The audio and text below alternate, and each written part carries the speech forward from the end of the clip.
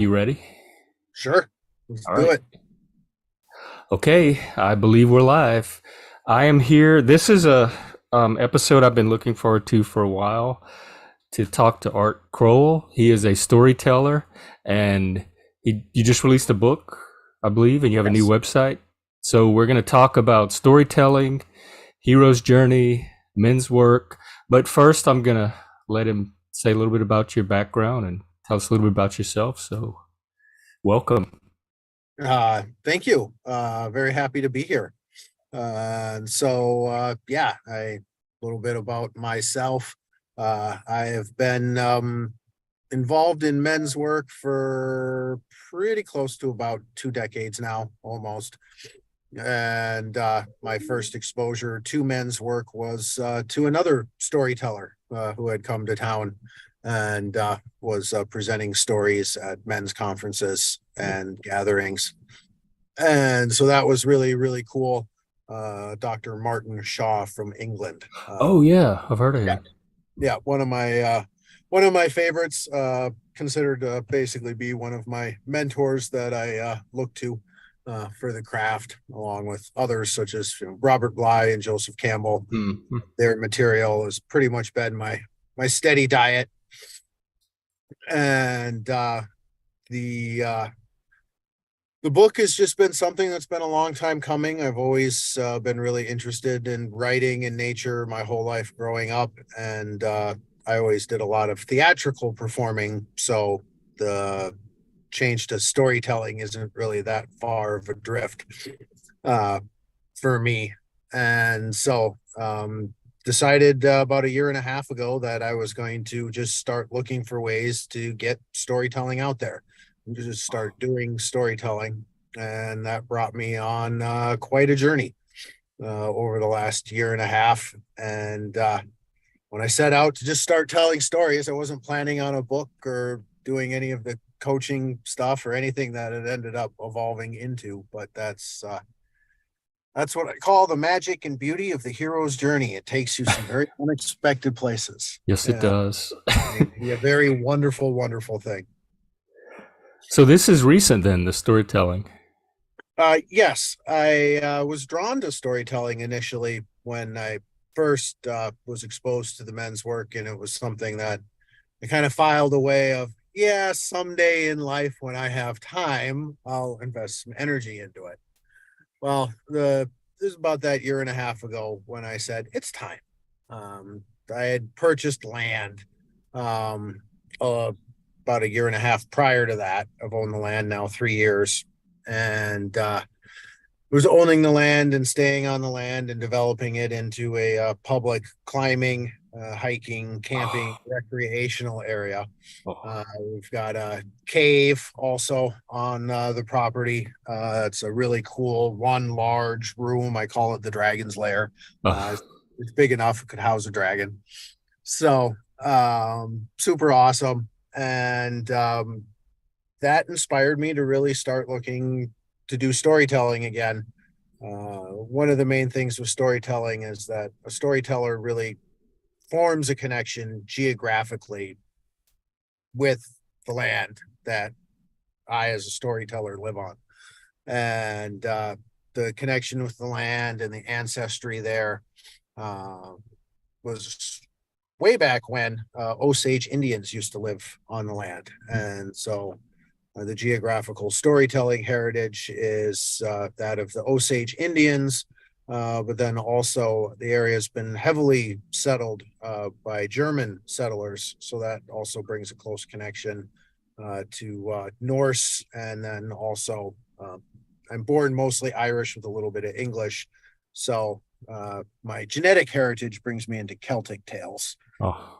And so those are the three uh, genres of tales one could say that I focus on the most, but I also have a deep interest in religious stories and also a very deep interest in some of the oldest written stories, the Sumerian, Mesopotamian, Assyrian, Akkadian uh, stories, the Epic of Gilgamesh, Hmm. the first hero on a hero's journey. that's actually found, written, recorded record. And so always, to me, that's the origin of story.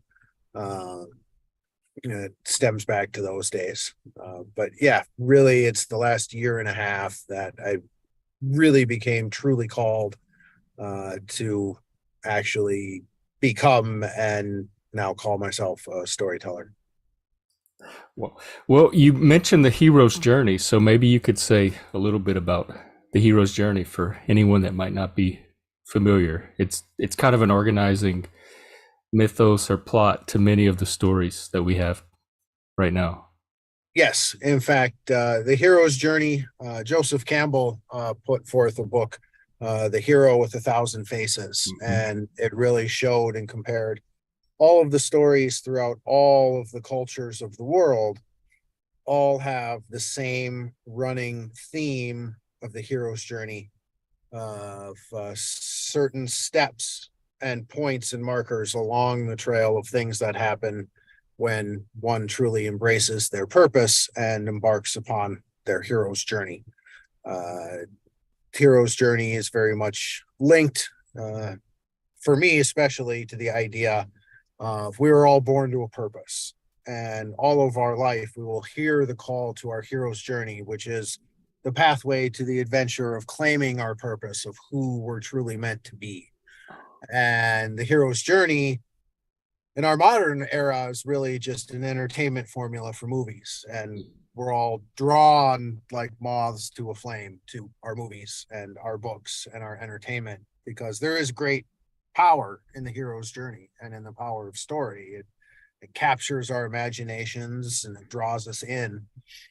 Well, the hero's journey isn't just that entertainment formula, it is actually, in fact, a roadmap on how to go about claiming one's purpose and how to walk your hero's journey and what to expect while doing so. And so that's what the hero's journey really is to me. Because we all want to be heroes, or probably a lot of us do. And so is finding and stepping into your purpose, is that the heroism? Does does one then become the hero by pursuing purpose?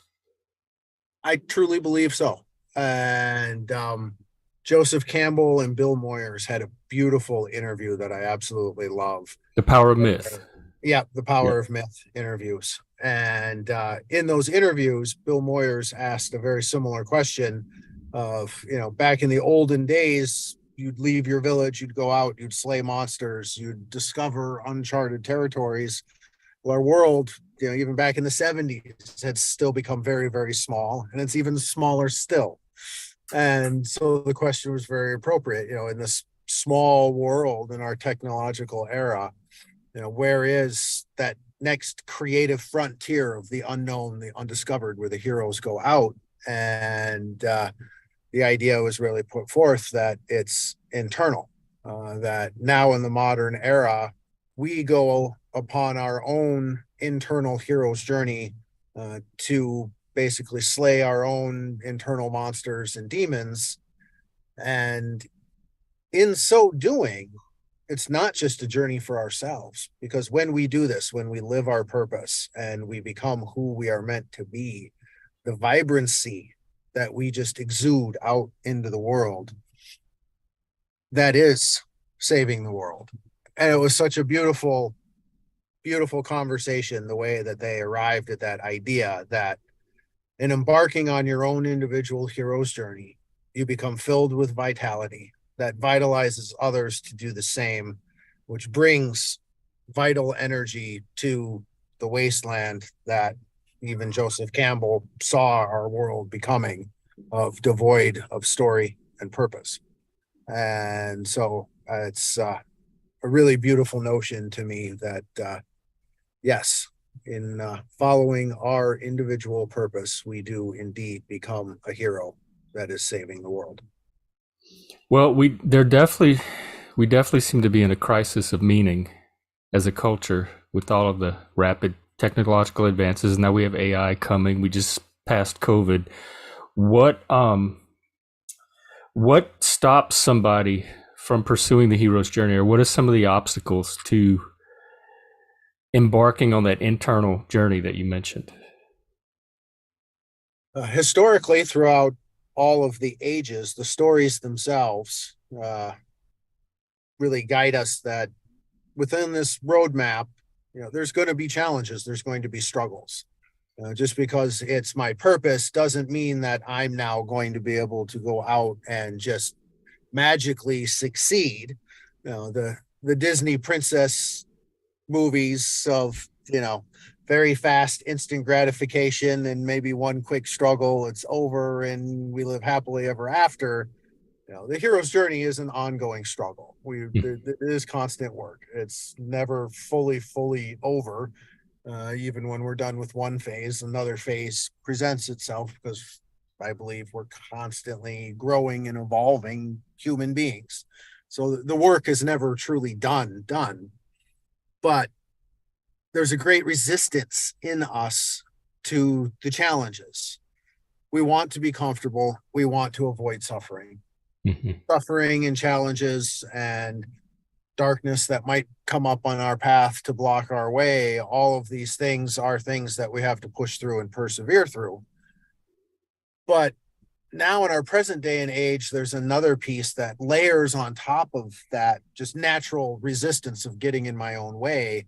But now I have all these voices coming from society that trickles down through influential parents, coaches, teachers, The internet, social media. all of it. Every conduit basically pushes the general idea of I can't do my hero's journey. The first time I ever went to an influential adult and I start telling them about this great new idea that I have, and they say, oh, that'll never happen. Or you can't do that. That only happens in the movies. You'd have to get lucky and win the lottery in order to do that. Or there's so much work in order to succeed at that. Why would you want to do that? The renditions go on and on and on of the versions of I am being told I can't. And that's the general message. And then there's the lure that is very well showcased by social media that we're starting to get a grasp on, but it runs rampant throughout all of the entertainment medias in one form or another. And that is the collective dream. Go out here and have this perfect life of the biggest house and the fastest car and the most expensive boat and the smartest kids or the most athletic kids. We're pushed to this ideal of this perfect life that everyone can live if we go do X. Well, while I'm out here chasing this perfect life, that's really just an illusion anyway. I'm not chasing my purpose. So of course I'm not going to succeed at it. It's not what I was meant to do. And it's not something that's even attainable to begin with. So now this trap of chasing a collective dream, this fantasy perfection on social media, I can't live up to this. Now I fall into depression. Now I fall into anxiety. Now I have all these emotional heavyweights that come on to me because I'm not living up to this perfect illusion that supposedly everybody else is. I've been told I can't do the thing I really want to do and would love to do the most because it's tied into the fabric of who I am and what my purpose is. Of course I'm depressed. Of course there's a rise in suicide and depression in our world when we live in a society that does not support us being who we are. Yes, which brings up a good question. How do you distinguish your true purpose from this kind of status seeking purpose that you're given by default in society? So without some kind of way to tell that that's not your purpose, or not having a strong sense of your individual purpose to counter it, it seems easy to fall into the path of just pursuing, because we're status seeking and like we're primates that are wired to pursue status. So that seems like an easy purpose to fall into, absent any sense of a true purpose of your own. So how does one become aware that they're not following their true purpose, even though they might think they are, because they're doing what everybody else around them is doing and what seems to be the norm for their society? When do you start to encounter what's actually your purpose that's different from that? almost immediately. And that's where looking backwards as far as we can remember into our childhood memories, especially for those of us who are, into middle age or later and have felt disconnected from purpose or haven't really had that strong sense. Looking backwards into childhood, Robert Bly, who I absolutely love, Iron John. Iron John, in that book, he put forth the idea that by 8 years old, we lose our golden ball. So that influential adult that we come across the first time we bring these great inspired ideas, we I came across stories when I was young that inspired me to want to do things like what was happening in that story or be like a character that was in that story.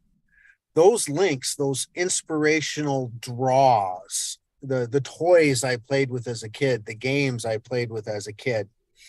A perfect example, one of the things I used to play when I was 8 years old, I'd be on walks with my mother and my sister. And literally, I had a song that I would sing with a walking stick, walking through the woods, Master Arthur Crowell leading the way to safety. And trees would come alive, and I'd beat them back with the staff that was either a staff or a sword or magic. And we'd be having to get through this forest to the other side to reach safety.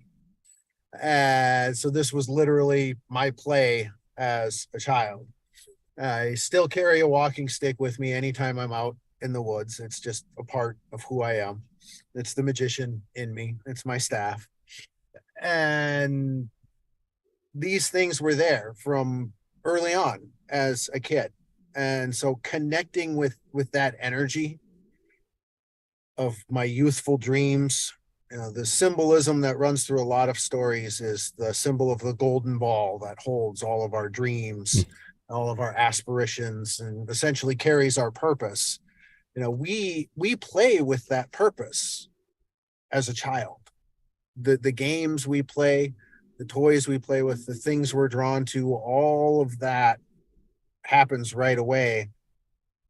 And in the older ancient storytelling times, cultures really let kids be kids and play and watched how they played because that gave a sense as to where they would fit into in future when they grew up to take their part in society.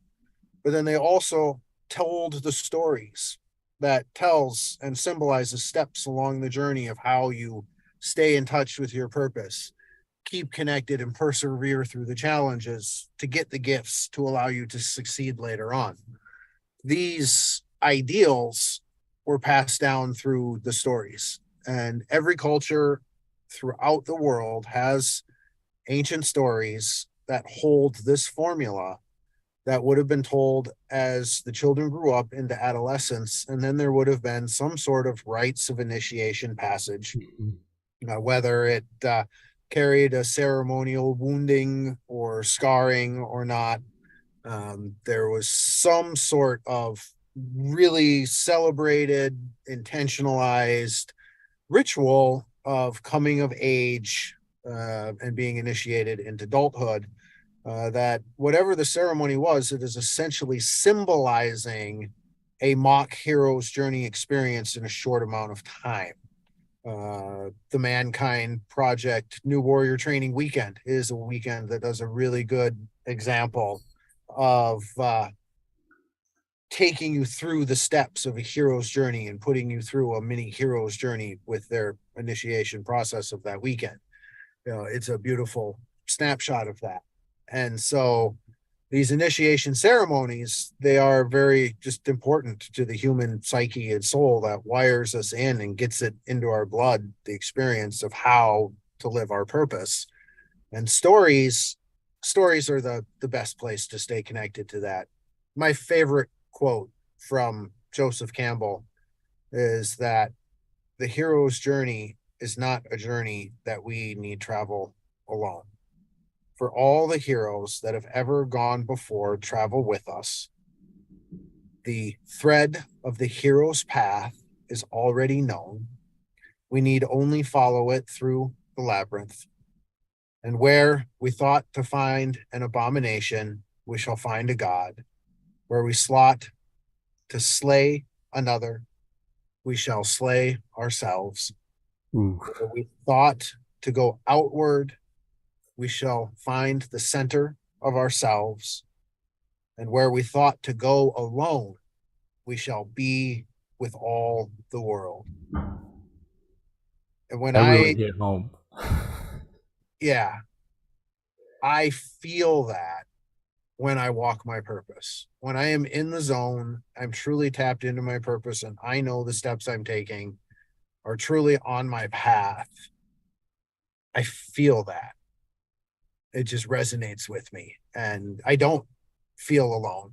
When I tell a story, all the characters of the story are with me every day. And I love that. And you don't have to be a storyteller to have that. You get a collection of stories you love floating around in your head, just like we collect movies. Everybody has at least some lines from a movie that stays with them that they quote as they go through life because it stuck with them. It's the same with stories, and those little lessons that a story strikes me with, I find later on in life I might come across a situation, I'm reminded of the story. Now I'm not alone as I'm going through it, because what I'm reminded of from the story is there in that moment later on in life. We're storied creatures. Like our entire brain works off of narrative and story. So it sounds like children are already following their purpose. We come into the world following, and somewhere along the way, I guess some of us may lose it. But then it also requires those initiatory links or rites of passage to take that childhood purpose and channel it into something constructive in adulthood. And I think that's, for a lot of us, that's where the link gets broken. Like that's where the path gets lost. But so it's not so much a matter of discovering your purpose as reconnecting with an original purpose that you can find by tapping into who you were as a child. Yes. And I know you talk a lot too about writing your own story or the story you tell yourself. So, because we are the authors of whatever story that's driving Yes. us or that we organize our life by, and we have some control over what that story is. Yes, we do. In fact, I believe the power of story is outside of divine energy, and I believe it's even linked to divine energy, that the power of story is the single most powerful force on this earth. As an example, the story I tell myself. If I am walking down the street and I trip and fall, I skin my knee. This is a bad thing. I'm suffering, I'm crying, I'm in pain. I need to avoid tripping and skinning my knee. This is what society has wired me to. But when I fall, I don't know how to respond initially when I'm really, really young. When the parent races to the child and it's, oh, are you okay? And just completely coddles the child and or responds in fear, the child will model this reaction. But likewise, also, if as a parent I walk up to my child, I very calmly pick them up, ask them of okay, brush it off, stay very calm, and this is not a big deal. They start to model that as well. And so the story that I tell myself when I hurt myself, is this a horrible life ending event? Or is it, well, I know that that crack is in the sidewalk now, so I'm not going to trip over it next time I come running through here. So I can still come running through here. I just need to watch out for the crack. Or do I tell myself, well, I might trip on it again. So when I come through there, I won't run through that section anymore. So I make sure that I can see it and spot it. Now, there's any number of ways that I'm responding now to this event of something as simple as just tripping over a crack or a raised section of sidewalk. In an interaction with somebody, you and I were sitting down having a conversation over coffee in a coffee house, and we're in a heated political debate and we're not agreeing with each other. I could completely make the choice to stand up, throw my coffee in your face, make a big scene, and storm out of there. That Oh. might be the story I want. I may want to brag about how I told you and I stood up and I threw my coffee in his face. He was so out of line. And that's your bragging story. It's your next coffee or dinner tale that you tell at family holidays for the next 3 years that they're tired of hearing. Or instead of getting that worked up, I could stay in the conversation and continue to exchange ideas in a way where it's, well, when you say this comes up for me. And we share and exchange ideas, not making a choice of, well, you must see the way I see, but rather I sit back and I'm like, well, okay, you see this. Well, when you say that, this comes up for me. And we start just exchanging ideas back and forth without the pressure of having to convince each other to see Mhm. differently. Now we're in a communicative exchange where we're learning about each other, could potentially start growing together. And who knows what might come out of an exchange like that. I have made the choice in both instances from the exact same stimulus coming at me as to how I'm going to write my story and what I want that outcome to be. My intentional choices when I write my story gives me an immense amount of control over my story. Now, that being said, we're all writing our own stories. So as we bounce off of each other and collide, there's going to be some friction. Not everybody's always going to be able to occupy the same space if we're both trying to come into the same space of stories. And so there's energy of life that happens and a balance of light and dark that comes into that. And we may face a lot of challenges of all sorts as we go about our purpose. But staying intentional to how we are writing our story is very powerful for us. But even more so, it's even harder to control the story we allow others to tell us about ourselves. And I don't, this, how can you control that? I don't feel like I'm in control at all of the stories people are telling themselves about me. I'm in control of what I internalize from their story, but I'm not in control of the stories of other people.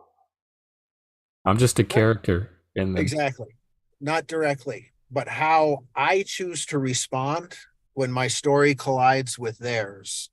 And if I can, 'Cause that involves a story as well. Your it choice of does. response and okay. Yep. Because when somebody comes to me and gives me a compliment of, wow, you really excelled at that. When I respond to that, I can say, oh, thank you. I appreciate that compliment and accept the compliment. Now you are accepting the story from them of I am a person that excels. But if I say something dismissive to the compliment, such as, oh, yeah, no, I just got lucky. Well, now I'm telling a different story. I am allowing a different story to come into me that says I only excel when I get lucky. It's the same compliment given by the person giving it to me, but how I am allowing it to come into me Mhm. and how I allow that to then script my response on the page has an immense effect on the story. If I receive messages growing up that I can't succeed, that I won't be able to accomplish my dreams, and I let that in, then every time I look to cross a certain threshold on the hero's journey and get past challenges and obstacles, there's always a point in my journey I come to where I am afraid of what's beyond because it's too much unknown. And I'm afraid I won't be able to make it through the challenges I see before me. And so my resistance kicks in and I turn from my path. I've wrestled with that every couple of years. There's some dream or facet that's a call to my journey that I get all excited about. I jump out on. And then as I'm going, the challenges and the darkness gets really, really thick. Mhm. And those old programming voices that I allowed in come back to haunt me. And so the biggest key comes back for me now is intentionality. To harness the power of story, I must be 100% intentional with everything I'm doing and paying attention to what story I'm writing for myself and what stories I am allowing others to write for my life. Because it's too easy to be unconscious and just flippantly respond to, yeah, I'm not good at taking compliments. I'll be the first to own Yeah, that. I'm not either. Somebody gives me a compliment, I'm very, very likely to say, oh, yeah, well, thanks. I just got lucky, or write it off some way, diminish Hmm. my accomplishment. I am diminishing my own strength and my own ability. If I accept that compliment, I'm like, yeah, man. And we're trained that this comes off as arrogant, but really, it's not arrogant to own, yeah, I did that. I intentionally did that. That did work out. I did end up excelling at that in that moment. That's great. Thank you for recognizing that. That's not arrogant. The arrogance comes when you're like, oh, yeah, I know. And let me tell you how to do it so that you can do it too. Now we're into the realm of arrogance. But owning a compliment of, yes, I did that, that empowers me because I did it once. Now I can do it again, or I can improve upon it and I can do it bigger or better or louder or whatever it might be that I want, or smaller or quieter or more peaceful. I have the ability to craft my story where I want it to go, regardless of how much it feels like, oh my God, this just happened to me. Now, what do I do? I still have control over what I'm going to do from the moment this event happened. I had a major car accident not long ago. Oh, Took me out of my ability to landscape as a true means of making a living in life because I just can't move fast enough to finish the jobs fast enough to keep up with bills. Major life changing event. I did not have control over the person hitting me. But from the moment the event occurred and I collided with that other person's story, I still have control over what I'm going to write about my response to that moment. How much am I going to allow myself to be injured? There's the physical limitation. I can push that envelope or I can not push that envelope. I can decide to have it stop me from continuing to pursue my storytelling because now my world's over. I can't make a living. What am I going to do? Now I don't have time to pursue my dreams. Or I can flip it and be like, perfect time to pursue my dreams. I can't do this anymore anyway. Life's all screwed up. What better time to try and go? I'm not risking much. Everything's all screwed up anyway. What is my perspective? I am going to write for myself as to how I respond. And that's really the moment. How I respond in any given moment to an outside stimulus is where I have that power in that moment to write my story that can have very long reaching effects on my life, depending on what I'm deciding and what I stick with in that decision.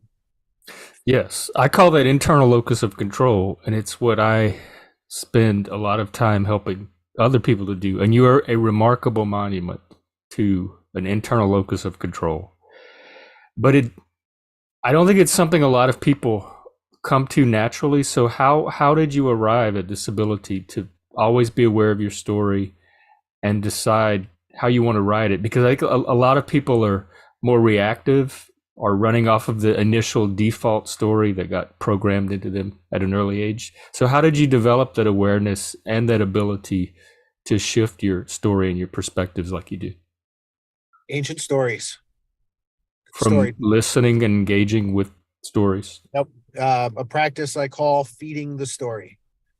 In ancient storytelling, as opposed to what we do with our modern day movies and entertainment, there's an aspect called feeding the story. So when I sit down, I tell the story. And as I go into the story, I let the audience know that when we're done with the story, anyone who is comfortable, please share any thoughts or feelings that came up, any symbology in the story that struck you most heavily. Just share what comes up from you, from the story for you. And it's an absolutely amazing, powerful thing that happens when I sit in a room with guys in a group, feeding a story, the shares of what one man's perspective sharing will open up for another person's perspective of sharing, and the back and forth conversation and just the internal growth that I can watch happen in the span of just 30 minutes of conversation after a story with five other people. What happens in that moment and the growth that everybody walks away from, and just internal perspectives. And so in ancient cultures, if I am being told all these stories and I'm growing up with all these stories and all these little moments, and I have all these little pieces of stories that strike me and stick with me because they're resonating with my purpose, which is why they're going to strike me and stick with me, and I'm going to grab them and hold on to them.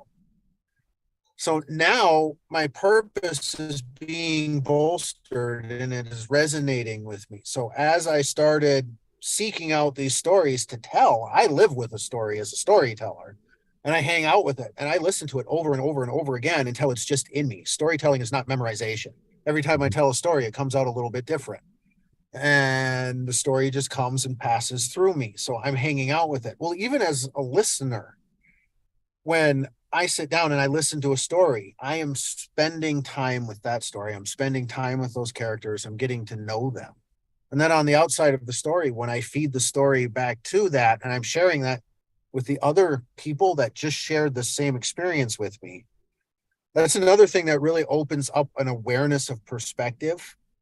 Because when I sit in a group of five other people, and now we share what comes up for each of us in the story, and the six of us gathered together there each come up with some very different, profound piece, all from different parts of the story. And I really sit there and take that in of, wow, well, he was struck by that, and this is how that came out, and so on down the line. I really get to know the people I'm interacting with. Mm-hmm. And the awareness and perspective the story brings, the awareness and the perspective of human interaction that the feeding of the story brings at the end of it. This is a constant practiced awareness. So now I am practiced and aware of when I hear a story, I can feed the story of what comes up for me when I hear that story. So now going back to the coffee shop example, you and I sit down, we're having our heated political debate. You're telling me a story of your experience, and this is why you believe politically X way. And I'm like, no, I don't agree with that. Now I can argue with your experience. And that's where we start to get into friction, because I am minimizing your experience when I argue with that experience and I tell you that didn't happen for you because I don't agree with that and I haven't had that experience, so I can't relate. We're just not being able to connect or meet with each other because we're completely worlds apart in our experience. Mm-hmm. But now, when I have your story coming at me, if instead of I have to relate and believe it, if I just let your experience come to me as your story and I listen to it and I feed that story as a response. So instead of an I don't agree with that, something in your experience, you know, when you got on the bus driver scared you because of something that happened to you when you were a kid. Well, for me, bus drivers aren't scary. What are you talking about? No, you're just whacked out. Well, I minimized your experience. But if I say, well, what comes up for me, what about the bus driver scared you? Why were you scared? What about the story when you were 8 reminded you, what's the connection between the bus driver and the story? And so when I ask that question, or I say, it comes up for me that, this bus driver had a look that was similar to your story, but he's not that story. So, how could you not be afraid of the bus driver then? Because bus drivers shouldn't be scary. We're having a different exchange now, and I'm validating your story. I'm feeding your story. And now I'm starting to be able to see things in that story that I wouldn't have seen or being able to grow from, because now I've just said bus drivers aren't scary, but in acknowledging your story, I did just acknowledge, well, Maybe there is something about the bus driver that's just too familiar to that story for your experience, Mhm. for your story, i.e., now that is causing you to have that fear of the bus driver. I can approach you and meet you at your level. And it's through that practice of feeding a story where I can look at your experience as a story, not as another experience that's a threat to my experience. That's where our defensiveness of humans are coming from. We're all stories colliding with each other. When we collide and come into the same room, there's always going to be friction. But whether or not that friction sticks and we meld together and we bond over it, or whether or not it's explosive and we're blown apart from each other in bits because we cannot coexist in the same room together, that is determined by our choices of how we respond Mhm. to writing our own story. And so that long-winded answer to your question. Well, it's a good one, and it brings me to another question. I know you do men's work, and I was going to ask you how storytelling plays into the work that you do with men, but I think you've answered a lot of how it does just by the experience and practice of sharing and feeding the stories. Are there other ways that you use storytelling to help men? Yes. It's paired with the book and a website. So I've written a book that has essentially 6 chapters to it. Chapter 1 is hearing the call. Chapter 2 is answering the call. Chapter 3 is facing down challenges and the darkness that comes up once we step on our path. 4 is how to slow down so we can start to connect with mentorship energy, which is then part 5 is mentorship energy. And then part 6 is creating a heroic mission for ourselves. I believe that part of becoming intentional is creating a mission statement for ourselves that embodies what we want to do for purpose. So, as an example, mine is renewing a loving spiritual world through storytelling, writing, nature, and honoring each individual's hero's journey, including my own. And when I break that down, there's the goal, there's the purpose, renewing a loving spiritual culture. How am I going to do that? Through what? I use my storytelling, I use my writing, and I use nature because there's a strong bond we can find of mentorship energy with nature. If we're struggling to find it spiritually or in a human to human exchange, mentorship energy can also be found heavily in nature. And so it's a very safe place to go to really start tapping in to Mhm. mentorship energy if we're a person who's struggling spiritually or has a very hard time connecting or trusting mentorship energy of human to human, because that's a lost art also in our society. Um,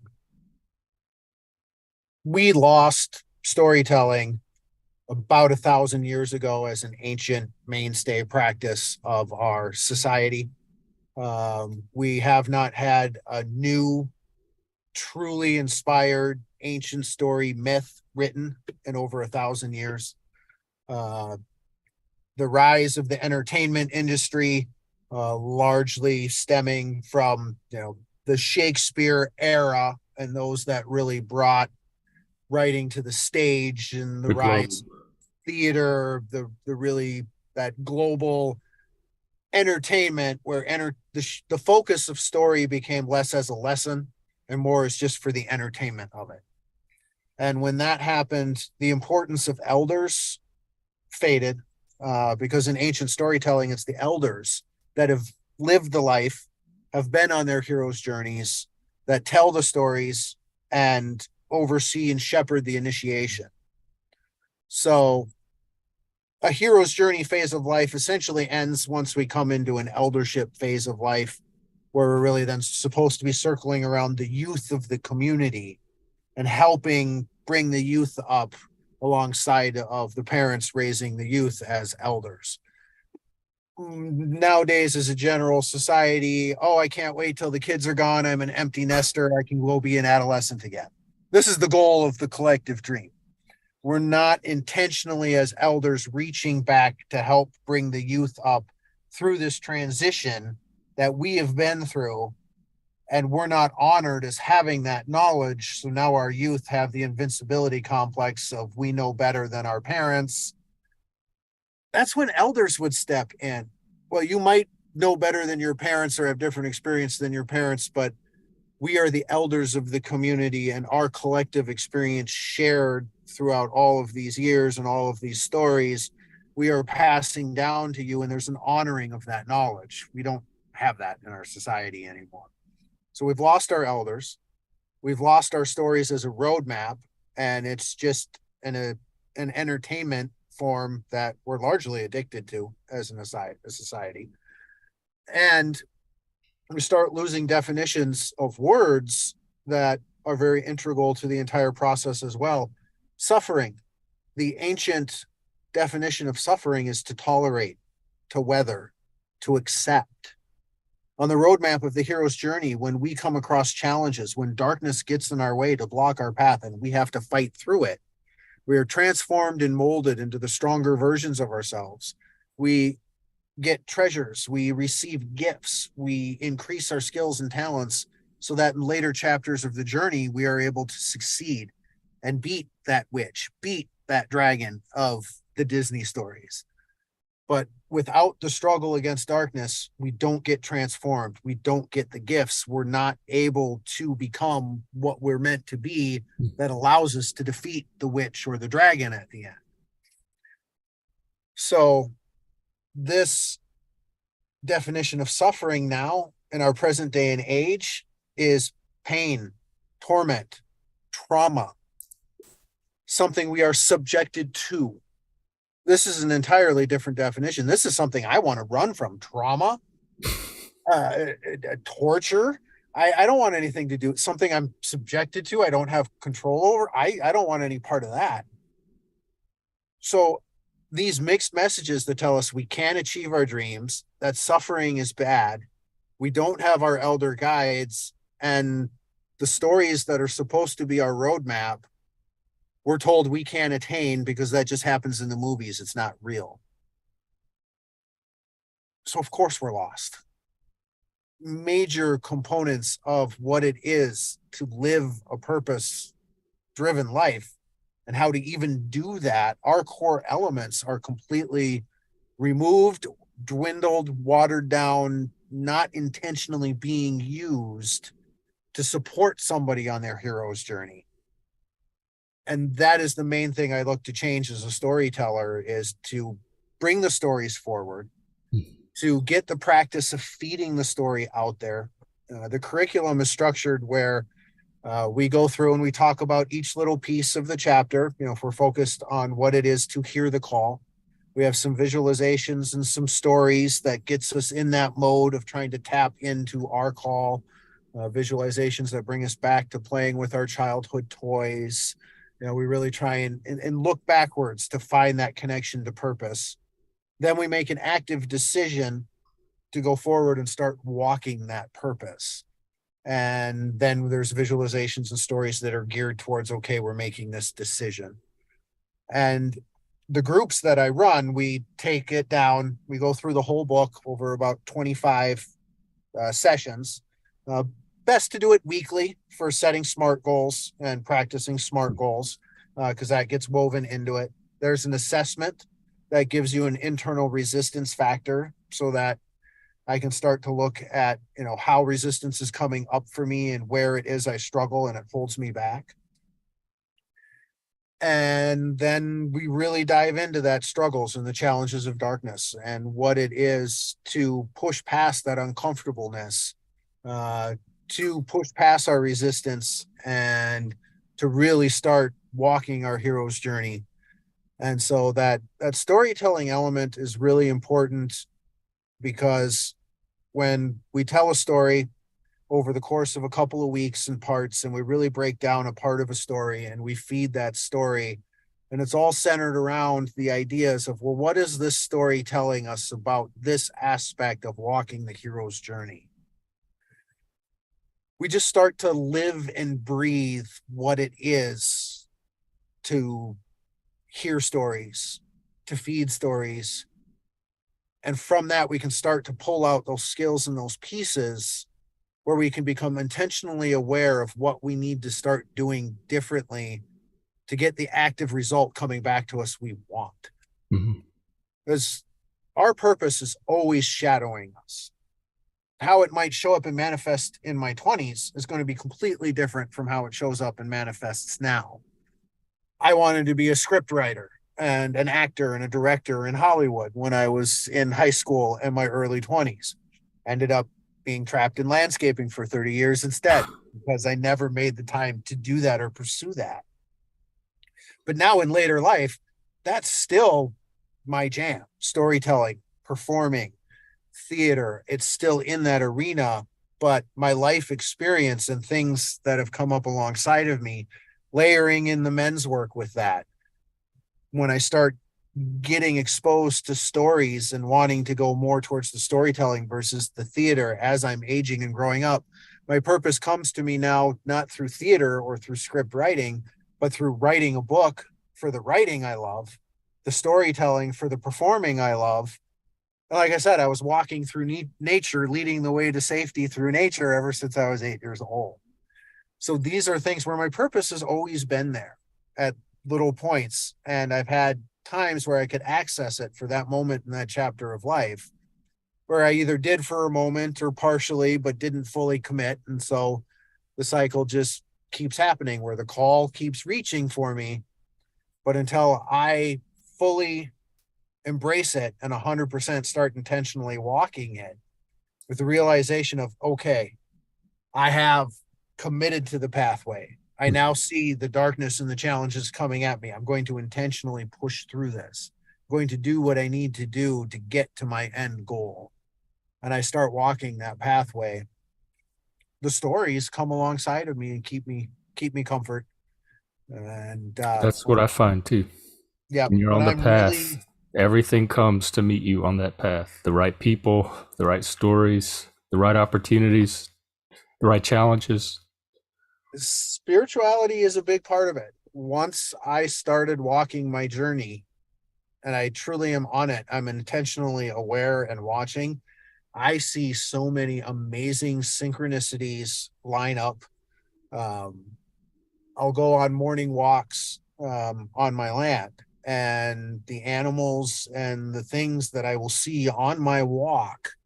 If I look up the symbology of it on various different sites, and I like to do it, I just do a symbology search, see what sites come up for that animal at that time when I searched it, and I get a feel from all the entries because they'll all be a little bit different from each other. And when I saw the animal in connection of what my internal thoughts were at the time when it showed up, what it was doing in the context of the experience, coupled with what I'm looking at from the symbology, I get messages from that. And that's how, when I walk with God, I get my messages for my spiritual self. I'm very much a spiritual person. I believe in Jesus Christ. I would call myself a Christian.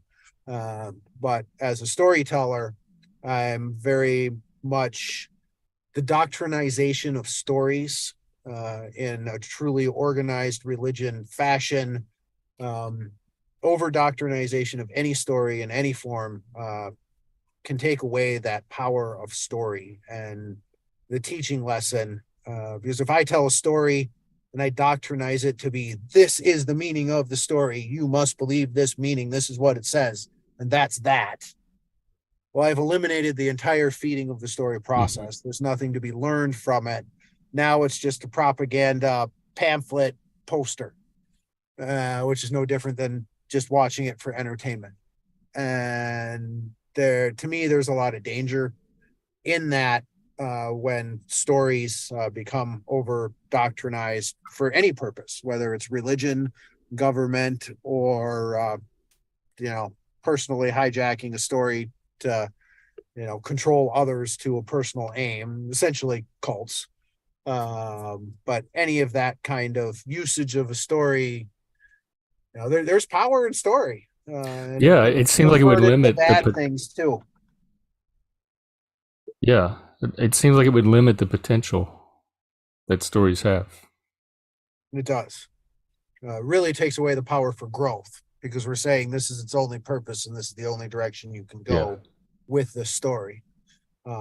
Whereas earlier when I talked about, I sit in a room with five guys.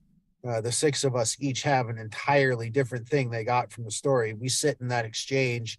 I'm walking out of that with so much more richness of personal growth Yeah. than when I'm told this story means X, you must believe X. Now go out and tell everybody else to believe X. That's not leaving me very empowered with myself.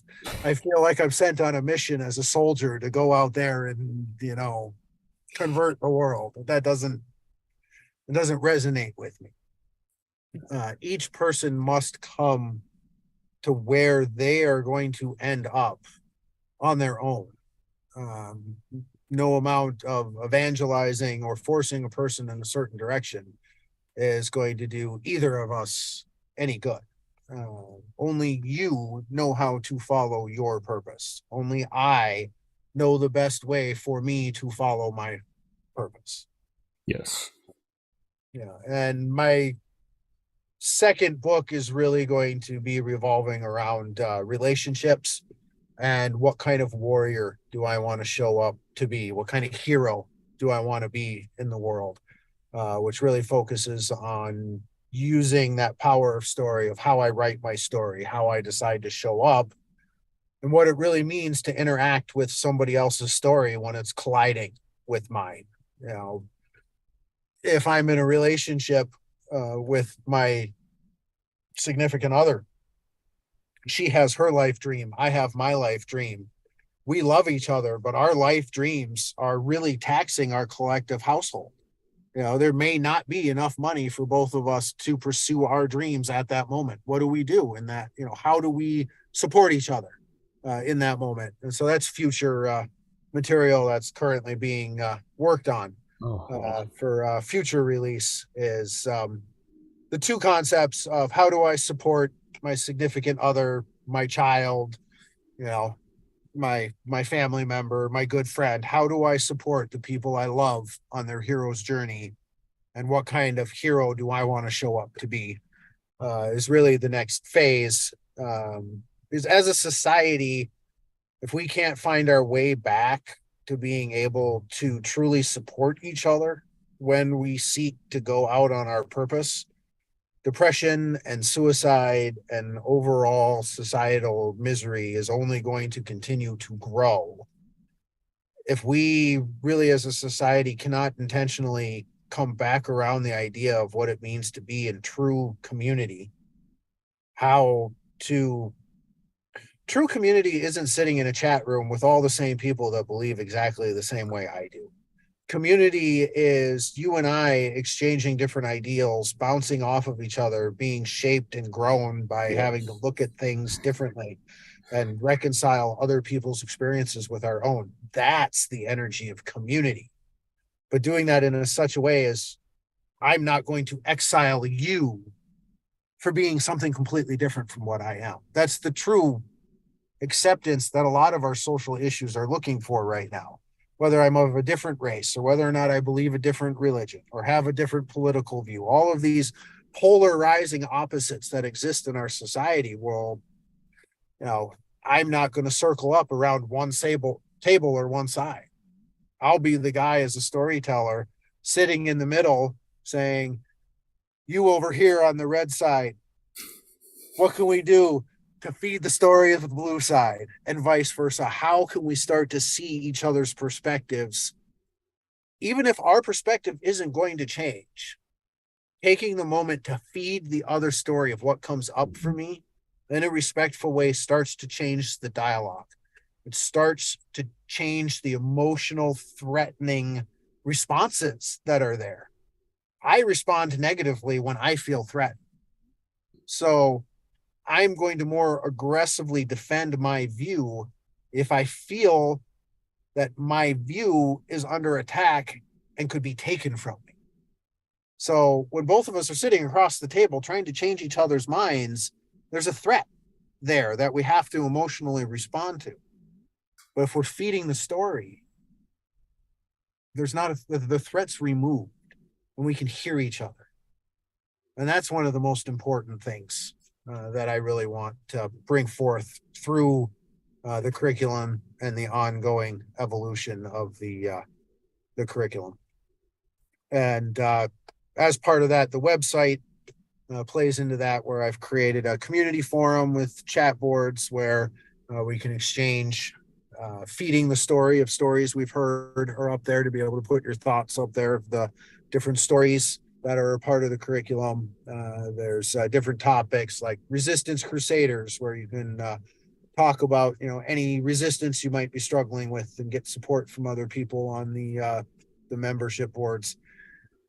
And so we're creating a community where, even outside of the group work, or somebody might decide to do the journal, you can do the journaling book as a self-guided thing. You can do it in the group work with the group. The stories are all on a YouTube channel, so you don't have to be a storyteller. I'm working on training and other people to facilitate being able to run the groups, so that the curriculum can be self-replicated. We're creating a partners community of other businesses where we share and promote each other, so that we really start creating a community. The slogan I like for it, I've adopted so far, is come join a community where your dreams and your purpose matters. And that's what we're looking to build. And coming up in the near future, I'm going to be the forum gives you the ability to do badges, and I didn't think I'd utilize that feature, but the more I think about it, I think I am possibly going to create a founding members badge. So the people that have signed on early in the process here, that really forms up the community and gets the community going on the website, will ultimately get handed out founding members badges, because they've been around the material and known and been familiar with the material the longest. A community partners badge. So if somebody is a community partner that has also another healing or human growth work kind of a business, there's a mutual exchange, so that we become a network for help that way. And then as time goes, I'm sure I'll create or come up with other fun little badges for the community. But that's a push that's going to be in the works for come join the membership and become a founding member. And so there'll be just a lot of fun stuff that we do with the community as time goes. Well, I put your website in the description. So if anyone's interested, it's down there, and I think it has all the other information at the site. And I can say I'm part of the community myself, and I get a lot out of it. So if you're interested in storytelling, men's work, community, check out his site. I think it's well worth joining. And you're doing very inspiring work, so thank you. Well, thank you. Is there anything else that you want someone to know about you, or anything you want to promote, or social media sites or contact points? Anything you want to close with? Pretty much, we're really just looking at building that community. Any new members page, website's been active for a couple of weeks now. Book was just recently published, so we're really in a drive and a push to get members. Now, don't be afraid to be the first people posting, so we can get some conversations going. As once there's enough up there, the energy will take over. Yes. But really, right now, there's the active invitation of come join us, see what's going on. We're really in the early stages of getting the community going. Essentially, the town square is built, but I need my shopkeepers, and I need my patrons, I need my townsfolk, and Yeah, get this it's an community opportunity going. to get in on the ground and help build something from scratch. And come join. Join. You can always leave. I mean, you're not stuck there if it's not your thing, but at least come check it out. The invitation to co-creation is something Yes. I'm very, very, very fond on.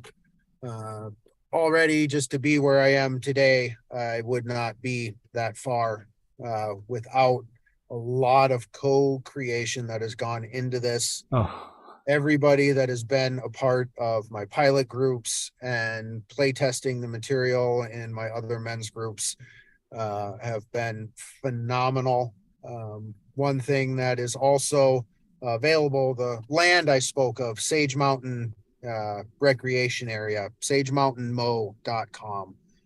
That's our recreational camping area, and it's also what I use as a physical location, essentially for the healing center. And it's a place on site where people can come.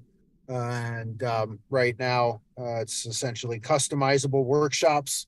Eventually, it'll be more structured as we get more people on the waiting list. But right now, you can come out for your own private walkabout on the land, guided by me with storytelling experiences. And if you're into role playing, we can do a little bit of role playing experiences right along with it.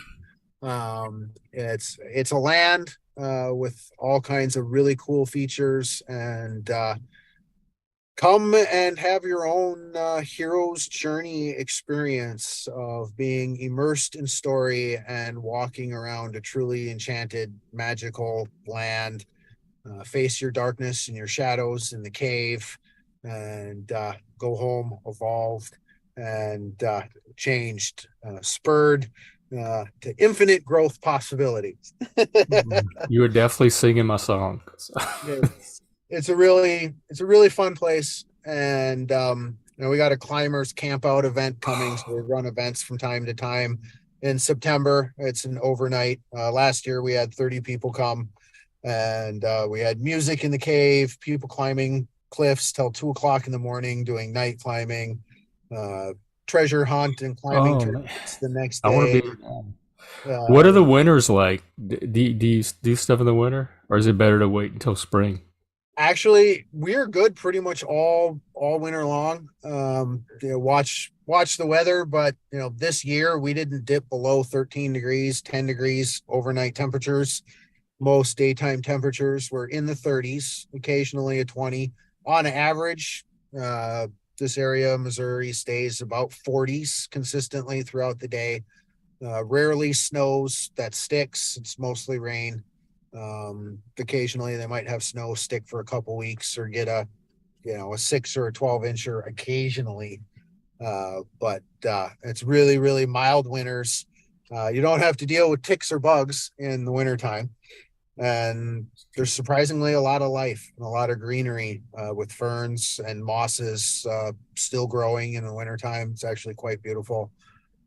Every season has its own really unique, beautiful thing happening and transpiring. Right now, we're in the blueberry and blackberry season. Oh man, There's blueberries and blackberries all over the land.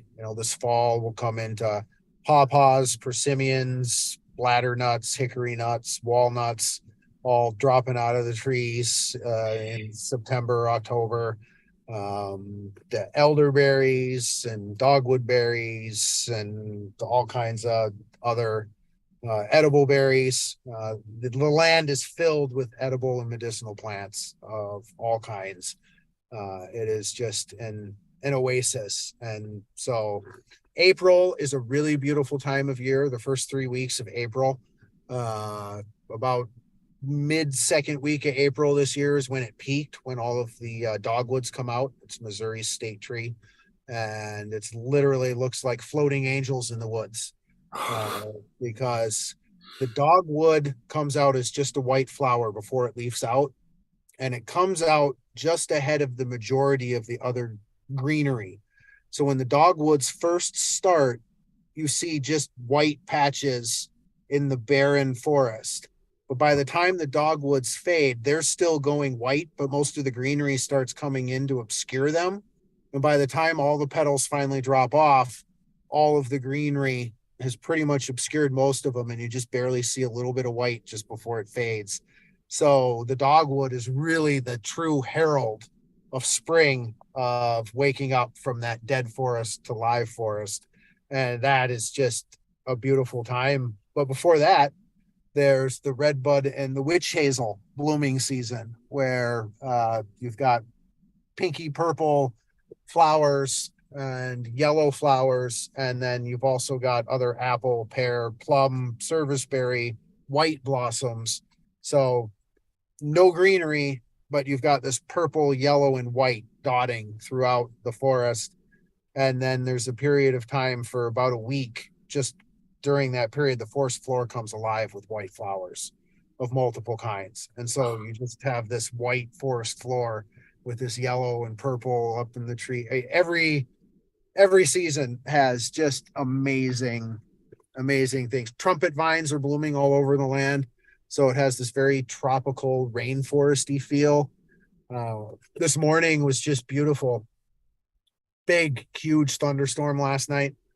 The direction it comes in from where I camp on the north side of the mountain. And so when the storms come in from the west, it looks like it's coming in up over the mountain as it comes in and hits camp. Huge earth shaking thunder peals last night. It was awesome. Sounds like the mountain is angry, and all kinds of cool story images come up. And then this morning, perfect stillness. Everything's wet. You can occasionally hear the dripping of the rain still coming off of the trees, even though it's not raining. Half cloudy, half not. So you're getting the different fading in and out of the dappled sunlight on the forest floor, where you can literally see like somebody playing with the dimmer switch on the light of the dappled sunlight as the clouds come overhead or not down through the trees. Super cool. And then amongst the stillness, even the birds are barely going because they're just waking up after hiding from the storm. So usually it sounds like an aviary in the morning. But this morning it was kind of eerily still with just maybe an isolated frog or an isolated bird kind of testing the air. Then all of a sudden there'll be this big crashing, booming thud. Logs, the big dead branches that are half rotted, when they get light enough, they become so spongy that they hold too much water. Oh yeah. And even when there's no wind, those dead chunks of wood will just drop right off of the trees. So you'll just have this huge spontaneous crash amongst the stillness of trees shedding their dead limbs because they became too heavy from the water weight. And it's just a really cool, eerie experience that was really neat this morning to make that connection and that realization. There's a lot of branches falling. There's no wind. What's causing that? And then as I'm looking at the branches that have fallen, it's only the ones that are super rotted, most of the bark gone. You've already got woodpecker holes in them. And it's just that spongy balsa texture of the wood that just soaks up water like a sponge. So it's super, super heavy. It doesn't have the strength to hold the branch to the trunk anymore. Just how nature will shed these diseased limbs just through a rainfall like that. Nature's fascinating to me. I get caught up in all those details a lot. That was a story without characters. A lot came up for me just now hearing that. Well, Art, I can't thank you enough. This has exceeded my expectations. I've been wanting to talk to you for a while, so thank you so much. I got a lot out of it. I hope everyone else did. And come back anytime. Love to have you back. Yeah, definitely. I was actually had an idea strike me today that for a next visit, we could pick a shorter story that would fit within the time frame, and I could do a story, and then we could feed the story. Yeah, you And want to? I think that'd be yeah. yeah, I think Let's that'd do be a that. really cool little thing to do. And then if I'm going to come on a podcast and talk about the most important thing is to feed stories and learn how to feed stories, well, let's show people how. Yeah, let's do that. So All we'll right. set it up. Sweet. That'll be awesome. Look forward to that. Okay. Well, thank you. Have a great rest of your night, and I will see you soon. Thank you. You too. We'll see you soon. Okay. Take care. Take care.